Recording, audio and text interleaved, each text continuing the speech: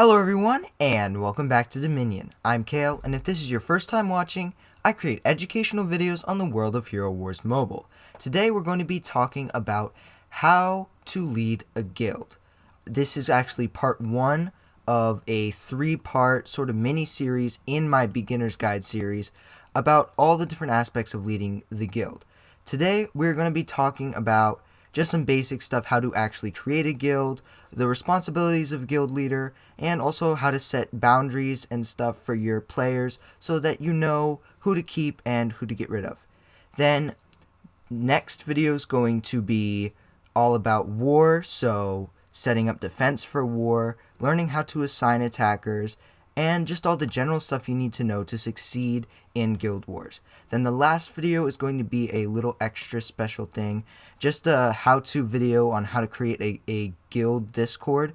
So just a Discord server, all the different types of channels you'll need within the server, and all that good stuff. But that's way down the road, so let's get on with this video. Before you go ahead and create a guild, you might want to know a little bit about the responsibilities you have as soon as you become the leader of that guild. There are really 4 main responsibilities that a guild leader has. The first one is to set an example. That just basically means don't go inactive for long periods of time. You need to have okay Titanite, okay activity. If you set boundaries, which we'll talk about later on, you need to meet those boundaries or requirements in order to not appear sloppy. Currently, I have skimped out on Titanite for the last couple of days, so I'm already not meeting one of the 4 requirements, one of the 4 responsibilities of a guild leader. Secondly, you must help players and answer their questions. This means that before you create a guild, you should probably at least have some basic knowledge of the game in order to help beginners, or maybe some more advanced knowledge if you're creating a higher up, better guild.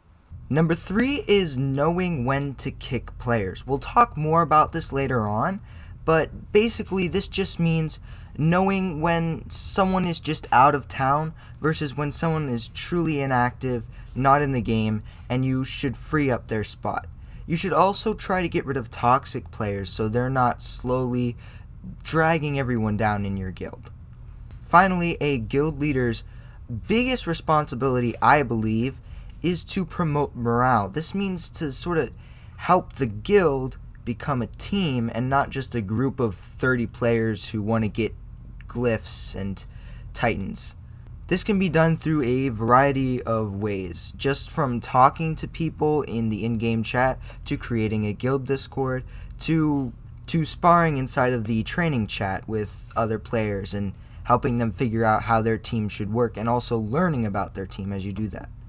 Okay, now we're going to go through a little tutorial on how to actually create a guild. The first thing you want to do is go ahead and click the bottom left guild button, like so. Then you click create guild. This is all very simple stuff. Then you can create your guild banner. Just go around and mess with this stuff here. Do whatever you want. Try to go for something flashy. You can always change it later. It's going to cost you 100 emeralds though. So go ahead and decide on a design that you really like and you really think will draw people to your guild. Once you're done with that, you enter a name, and then you can go ahead and set the minimum team level. Your name can be changed also for another 100 emeralds later on down the road whenever you want, as long as you are the guild leader. The minimum team level can be changed for free anytime, no time caps after you've changed it. The minimum team level is just basically the level that a player must be in order to join your guild. So if I set this to level 50, anybody level 49 and under is not going to be able to join my guild. You can use this to your advantage by setting it all the way up to 120 if you want to go ahead and recruit players and you want all those spots open. This will sort of create a soft lock on your guild because a lot of people at max level are either already inside of a guild or aren't willing to join a guild that has just been created. Then you can go ahead and click create. It will cost 300 emeralds to create a guild. Okay, now that you've got your guild all set up and created, You can click the guild button at the bottom left corner of your screen at any time to get transported to the guild main area. Now, if you want to go ahead and change your banner or your guild's name at any time, go ahead to the settings, the guild settings, and then you can go ahead and change the name or change the banner for 100 emeralds, as I said before. And this is also where you can go ahead and change the minimum level cap at any time for free. Before we move on to the next part, which is going to be recruiting players, I just want to go over positions. So you can see here, some people have the position Soldier, and this person has the position Emperor's Council. Let's go a little bit more into what that means. Basically, there are 4 different positions: Guildmaster, General, Officer, and Member. Guildmaster has the ability to do everything: assigning officer rank, dismissing members, assigning champions of the guild, editing guild banner and guild settings. The General can dismiss members and assign champions of the guild. The Officer can dismiss members, and the Member has no special privileges at all. Because both the General and Officer have the ability to kick players from your guild, I would suggest you get to know the person that you're going to give this position to before you go ahead and give that to them, just so you can trust them and make sure that they're not going to go ahead and sabotage your guild. Secondly, I suggest you have at least 2 generals assigned so they can sort of help you lead the guild. Once again, I would make sure that you trust them and that they know at least a little bit about the game so they can answer questions that players might have.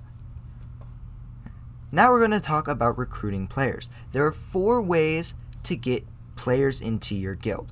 One of them is setting your minimum level pretty low. That way people will be able to just join your guild whenever they see it inside of the guild menu.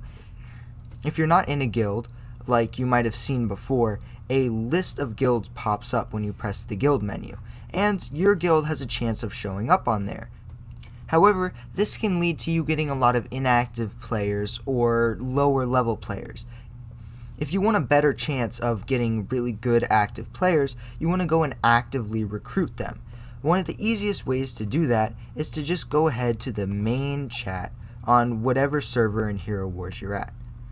Then you can go ahead and type something in like guild name is looking for active players, and then you can maybe type in something unique about your guild, or like we're very active, or we have a lot of veterans, and then just go ahead and send that.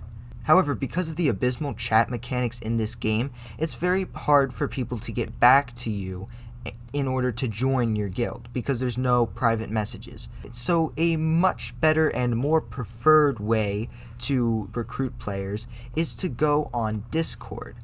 There are 2 different places that you can look for players on Discord. One of them is the unofficial Hero Wars Mobile server. There are a few different recruitment channels in there. Some of them are for doing like what I just did in the chat, where you can type in what sort of players you're looking for and then post that.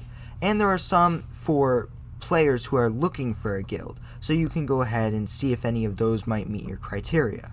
The other place you can look on Discord is your server's Discord.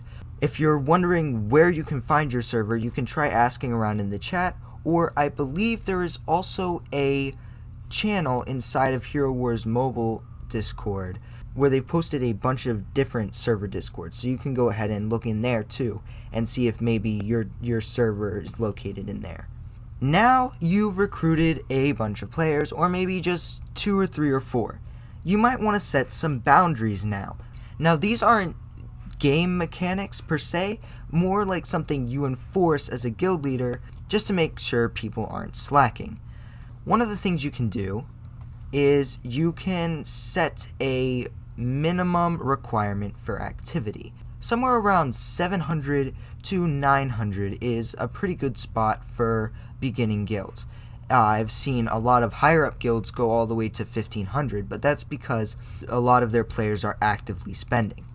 However, 700 to 900 is good because every day you can get 700 activity just by upgrading a glyph by 1 level. So if you can't get to 700 at the very least, then you're probably slacking on the game or not very interested at all. This is one of the easiest ways to make sure that nobody's getting super inactive or bored of the game, and this isn't dragging down your team, because you're working together to get a certain amount of activity in order to get your runes and also your guildmaster's presence, and that's really going to help your titans and your heroes of all of your teammates. So you need to make sure you're getting as much activity as possible. Another boundary you can set is a requirement for Titanite. Usually keep this pretty low, 35 to 90 at like a lot of higher functioning guilds might have 90 to 150, but you also want to be understanding if someone can't meet those requirements, because the dungeon can get very hard at higher levels, or if they just haven't leveled up their titans enough, it can be hard at lower levels too. So they might not be able to get the Titanite because their titans have died early in the dungeon. So you want to be understanding if someone can't meet that requirement. However, if they're getting constant zeros, then you might have a problem. Now that you've set your boundaries and your minimum requirements, you can make sure that people are sticking to them by going to the Members tab, then going to the Stats and Presence tab, and from there you have 4 handy little tabs. The first one is Activity, second is Titanite, third is Presence, and fourth is Guild Log. In the Activity tab, you can check the daily activity of every single player in your guild, and also the total weekly activity. In the Titanite tab, you can do the same thing, but with Titanite. In the Presence tab, you can give out Guildmaster's presents to all of the players on your guild. There are a lot of different ways Guildmasters decide to give away presents. What I do is I give it to the top 2 activity and top 2 Titanite every single day. Now you can see that's given me a backup storage of presents, and this is kind of helpful for if a Titan event shows up or something like that, because I can just start giving out these Titan spheres to people who might need them. However, it's really not recommended that you let them get this high up. There's just been a massive influx in activity recently, and I've been trying to cope with figuring out how to give all these presents away. In the last tab, you can see the daily amount of guild activity points and the daily amount of Titanite, as well as whether someone has left or joined your guild, and also who you have kicked from your guild. Now, let's talk about kicking inactive players. This is a bit of a delicate spot, because sometimes the player might not actually be inactive, they might be going through something in life, and they forgot to tell you, or something like that, and when they come back to the game, they're like, whoa, why'd he kick me? And it's hard to do that to someone, but at the same time, this person might have been gone for weeks, or just a couple days, but that's really dragging down the guild activity and Titanite wise. I try to enforce a rule of 3 days of not logging in and you automatically get kicked out. Then 1 week of no Titanite, you get kicked out. You might have seen actually that one of my players has no Titanite for the entire week, so that's something I'm going to have to address after this video. And then with activity, I do something a little more strict, because activity is really the lifeblood of a guild, so I try to stick to 3 or 4 days no activity, you get kicked out of the guild. And I make sure that everybody knows these rules so it doesn't come as a shock, because really, getting kicked out of a guild can seem sort of like the guild leader was being rude to you, when in reality it's really not. They're really just trying to figure out what's best for the guild and what's best for the players in the guild. If you have a toxic player, that usually tends to sort itself out with the toxic player storming off in a huff. However, you might be left to clean up their mess or to de-escalate the situation. And this is really a case-by-case basis, because it depends on why that player was mad or just generally toxic in the first place. I've dealt with 1 or 2 when I started out the guild, but I think you'll find that the Hero Wars mobile community is not generally toxic. This is a very laid-back game for the most part, unless you're in a Gold League guild, and even then, it's not really high stakes. So, toxic players are pretty rare. Finally, let's talk about bringing your team together, or in other words, promoting morale. There are a few ways to do this, as I said before. The first one is to create a team Discord. If you're Discord savvy and know how to create a server already, you can go ahead and do that. If not, you can wait for the video that I'm going to release later on this week on how to create a Discord for your team. Then you want to try to get as many people as possible onto that Discord server. Please be mindful that some people might not want to get Discord or can't get Discord for one reason or another, and you shouldn't try to push them on or push them out of the guild. I tried that and I almost killed my guild. So I'm speaking from experience when I say don't do that. Once you've got as many people on as you can get, try to keep the chat active inside of the game for the players that haven't joined Discord, and also try to keep the chat active in the Discord.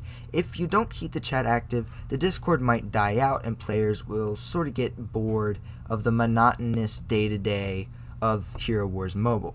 Another way to promote morale is to go into the training tab and post your team and say, "Oh, come fight me, give me some advice." And this will sort of get people thinking about your team build, and maybe you'll think about other people's team build, and you'll get advice, and you can give advice, and slowly the entire guild is going to grow off of that advice, and you're going to get people talking to each other, and you're also going to get people actually improving their teams. So it's a win-win. And there you have it. That's just some basic advice for starting out a guild and getting the guild up and off the ground. My next video is going to be on guild wars, defense setup, and attacking and assigning attacks, so look out for that. I'm sorry for the constant loading screens while I'm filming this video. My internet is really off the rails right now. I don't know what's going on. And also, if there was a vibration, that's because I am filming in my closet, and my closet is right next to the dryer. Like, it's literally on the other side of the wall, touching the wall. I can feel it. It's warm. That's probably an insulation problem. I should get that fixed.